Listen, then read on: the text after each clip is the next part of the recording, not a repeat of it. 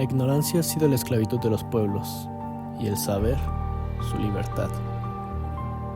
En los libros de historia, la independencia de Ecuador se presenta como un acto heroico, batallas gloriosas, próceres valientes y un pueblo liberado.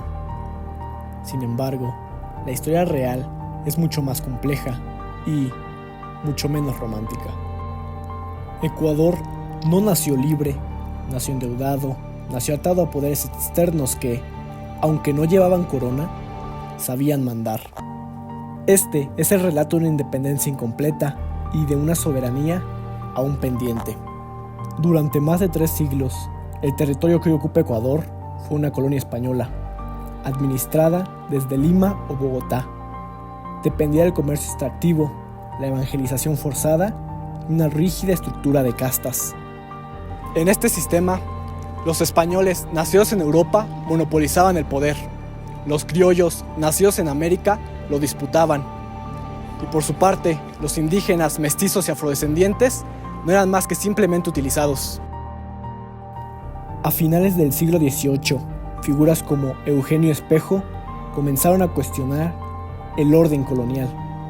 Médico, periodista y mestizo, Espejo denunció la ignorancia impuesta por la corona, el poder del clero y la injusticia sistémica. Su pensamiento fue una chispa temprana en un país aún sin nombre.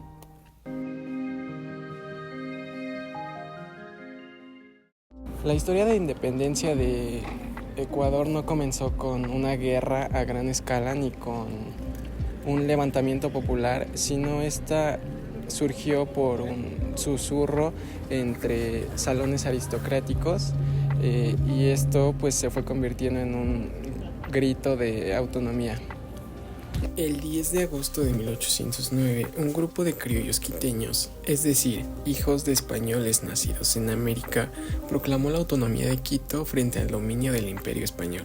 Este hecho es recordado hoy como el primer grito de independencia en América Latina.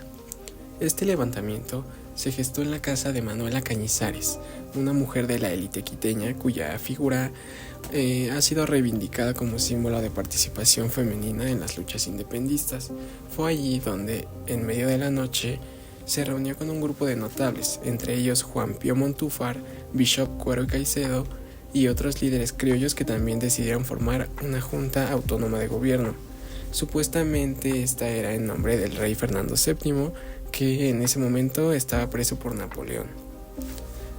Aunque disfrazada de lealtad monárquica, la verdadera intención de la junta era ganar autonomía política y económica. No era aún una declaración de independencia, sino un intento de descentralización del poder colonial. No se hablaba de república ni de derechos para todos, se hablaba de autogobierno, pero solo para los criollos. La reacción del virreinato fue inmediata y brutal. El levantamiento fue sofocado por las armas y así el 2 de agosto de 1810, tras una masacre en las cárceles de Quito, los principales líderes fueron asesinados. La ciudad se tiñó de sangre, pero el sistema colonial se mantuvo intacto. Este episodio fue más una disputa intraélite que una revolución social. Los sectores populares, indígenas y afrodescendientes, que constituían la mayoría de la población, no participaron en la revuelta, en parte porque no fueron convocados y en parte porque sabían que la promesa de libertad no los incluía. Así, el 10 de agosto fue un primer paso, pero no fue un paso para la emancipación de un pueblo, sino fue uno para la disputa entre las clases dominantes de ese entonces por el poder. 1820, Guayaquil declara su independencia. 11 años después, el 9 de octubre de 1820, la independencia de Guayaquil prosperó Puerto del Pacífico. Proclamó su independencia del dominio español, a diferencia de lo ocurrido en Quito. Este hecho fue pacífico, planificado y exitoso. Sus líderes fueron hombres ilustrados y de negocios, como José Joaquín de Olmedo, poeta y político, José de Villamil, militar y empresario, y también Gregorio Escobedo. Sus vínculos militares estratégicos juntos formaron una junta que creó la Provincia Libre de Guayaquil, con una visión republicana, liberal y comercial. Guayaquil no solo buscaba independencia política, sino libertad económica, especialmente para abrir sus puertos al comercio internacional, sobre todo con Inglaterra y Estados Unidos. En este sentido, la independencia guayaquileña fue también una jugada geoeconómica, no una revolución popular. Este proceso tampoco fue incluyente, no representaba a la población rural, ni a las clases trabajadoras, ni a los pueblos indígenas. Fue liderado por una élite comercial costeña, que no pretendía transformar la estructura social colonial, sino heredarla y administrarla bajo su propio control. Aunque la declaración fue celebrada, solo fue más que un cambio del sistema del poder, sin cambiar el orden de la riqueza y la tierra en manos de pocos.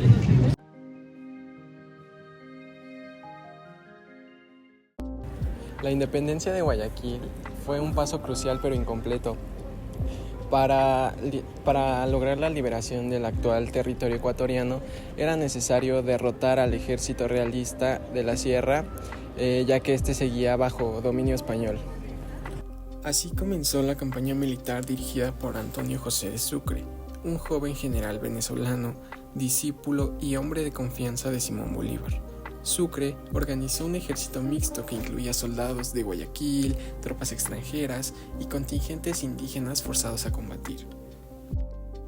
El 24 de mayo de 1822, en las empinadas laderas del volcán Pichincha, a las afueras de Quito, se libró la batalla decisiva. Tras una intensa jornada de combate, las tropas independistas por fin vencieron al ejército realista. Al día siguiente, las autoridades españolas capitularon y Quito fue liberado. Esta victoria consolidó la independencia del actual Ecuador y es por eso que el 24 de mayo se conmemora como una de las fechas patrias más importantes de ese país. Sin embargo, esta no fue una revolución para todos. Muchos indígenas fueron reclutados a la fuerza para pelear en la guerra, sin comprender bien la causa de que defendían. Al terminar el conflicto, no recibieron tierras, ni ciudadanía plena, ni derechos reconocidos. Así, la estructura del poder siguió siendo profundamente desigual. La república entonces nació sobre bases coloniales no desmanteladas, básicamente una élite blanca y mestiza en el poder, una mayoría excluida y una economía todavía dependiente del exterior.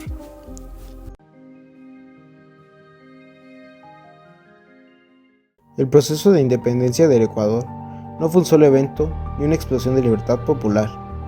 Fue una serie de movimientos escalonados, liderados por élites criollas, que buscaban autonomía política y control económico, pero no necesariamente justicia social. Las grandes ausencias en este proceso, como los indígenas, los afrodescendientes, los campesinos, las mujeres del pueblo, marcan el carácter excluyente del nacimiento del Estado ecuatoriano. Mientras en los discursos se hablaba de libertad, en la práctica se consolidaban nuevas formas de dominación y dependencia.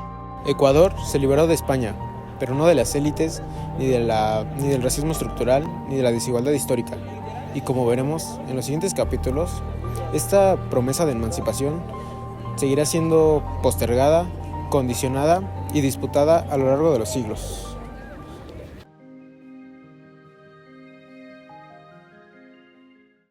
La independencia no significó una ruptura total con el sistema colonial, sino una transformación hacia una nueva dependencia, la económica. Inglaterra, interesada en abrir nuevos mercados en América Latina, financió muchas de las guerras independentistas, pero a cambio cobró en deuda y acceso comercial.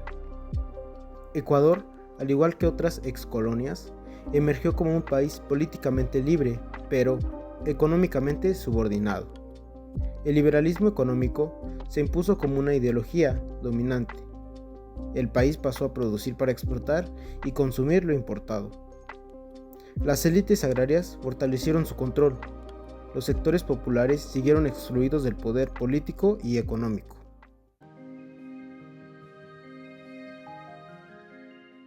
En 1830 nace Ecuador, pero no una nación inclusiva.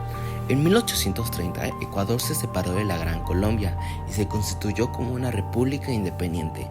Se redactó una nueva constitución, se eligió presidente y se hizo una bandera. Pero la estructura del poder no cambió. Las tierras seguían manteniéndose en manos de pocos, mientras que la mayoría de la población indígena, campesina y afrodescendiente no tenían voz ni representación. Uno de los primeros presidentes fue Vicente Rocafuerte.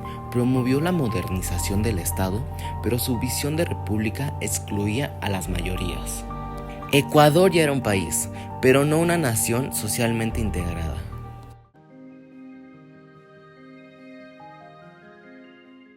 Durante el siglo XX, Ecuador alternó entre dictaduras militares, populismos de corto aliento y democracias frágiles.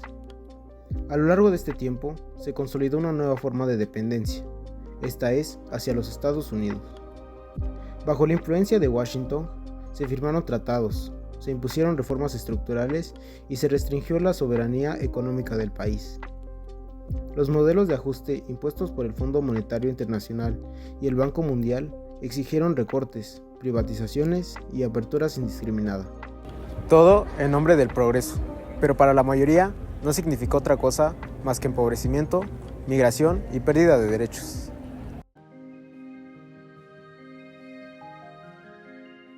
Año 2000. La dolarización y el colapso de la soberanía monetaria.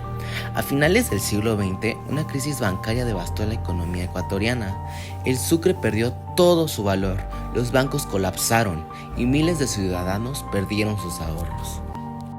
En el año 2000, el gobierno tomó una decisión drástica: adoptar el dólar estadounidense como moneda oficial. Desde entonces, Ecuador no tiene control sobre su política monetaria, no puede emitir dinero, no puede ni devaluar, ni tiene control de la inflación de forma soberana.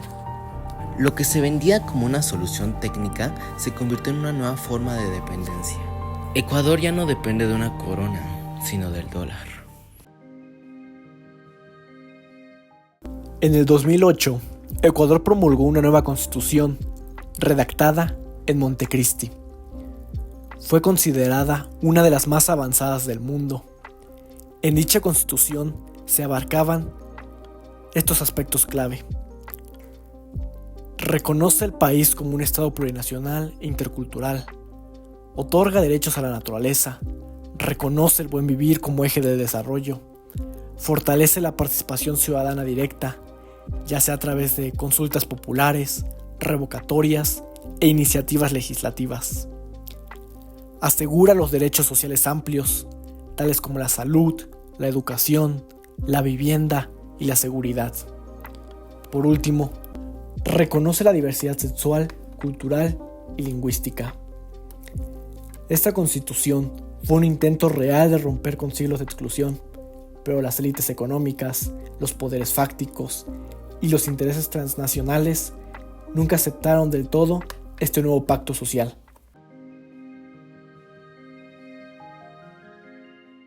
En 2025, Ecuador es gobernado por Daniel Noboa, el presidente más joven de la historia de ese país.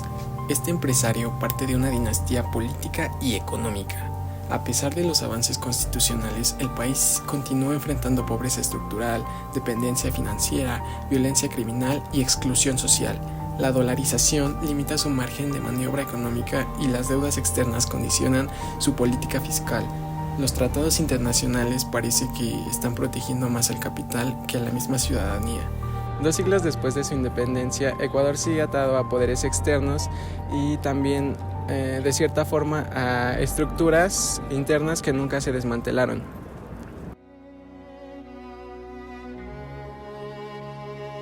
La historia de Ecuador es la historia de cómo una nación logró independizarse del Imperio Español, pero también la historia de cómo muchas veces el poder cambia de forma, pero no de lógica. Primero fue la corona, luego el capital británico, después el intervencionismo estadounidense. Hoy es el imperio global. Ecuador es formalmente independiente, pero económicamente subordinado, socialmente fragmentado y políticamente aún en disputa. Entonces cabe preguntarse, ¿es libre un país que no imprime su propia moneda? ¿Es soberano un estado cuya economía depende de decisiones tomadas en otro país? La independencia fue un comienzo, pero la verdadera emancipación de Ecuador está aún pendiente.